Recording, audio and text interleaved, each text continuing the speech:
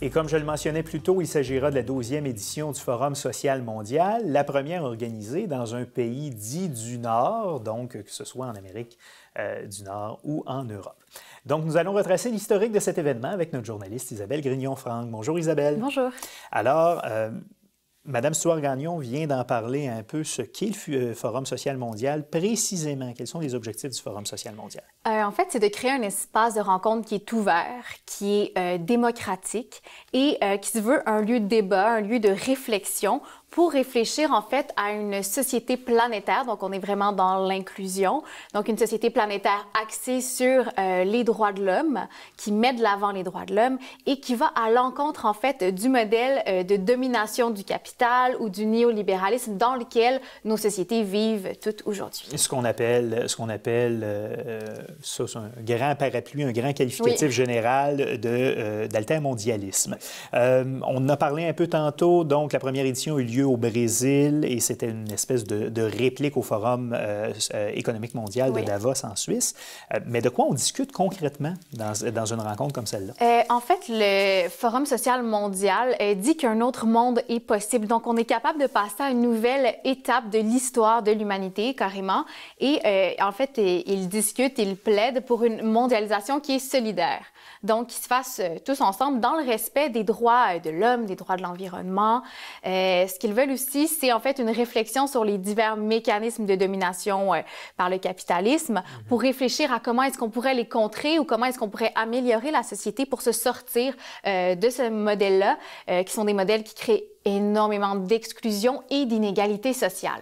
D'accord. Et donc, les réflexions qui ressortent du Forum social mondial, quel impact ces réflexions-là ont dans la communauté internationale?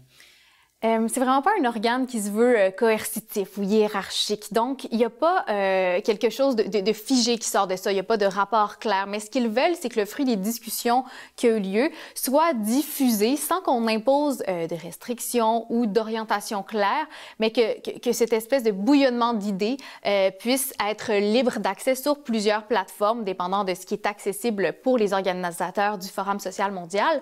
Et, faut le dire, c'est pas un organe qui se veut représentatif de la société mondiale. Donc, ça se veut définitivement pas comme l'addition de chaque société. C'est vraiment un groupe réflectif. Un peu comme, si on fait un comparatif, par exemple, avec la COP21 qui a eu lieu à Paris l'automne dernier, il n'y a pas de consensus, il n'y a pas de déclaration finale qui ressort du Forum social mondial. C'est vraiment, c'est un espace de réflexion. Mais ça va plus loin même que la COP21. Dans la COP21, il y aurait pu avoir un rapport qui serait restrictif et c'était vraiment des ententes entre États. Donc, il y a un point de vue de représentativité. Ici, on n'est vraiment pas dans le point de vue de représentativité et chaque forum a sa particularité. Donc là, le fait que ça soit à Montréal va changer un petit peu les axes aussi de discussion. D'accord. Il nous reste peu de temps. On a parlé tantôt avec la représentante du Forum social mondial de la collaboration qu'ils ont, entre autres, avec l'UQAM, mais il y a d'autres organisations qui collaborent et qui vont participer à ce forum-là. Oui, la participation des organisations est assez libre.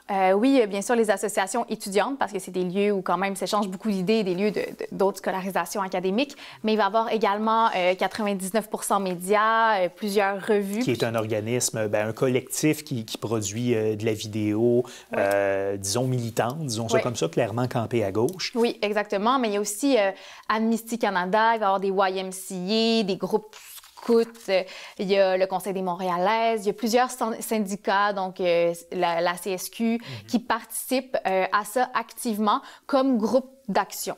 Donc voilà. Et on nous en parlait tantôt, c'est vraiment une réunion qui sera très large, où on va parler de plusieurs sujets. Il y a une douzaine de thèmes qui ont été sélectionnés. Hein? Oui, il y en a énormément. Je vous en nomme quelques-uns. On parle de communication, de culture de la paix, de décolonisation, de migration internationale.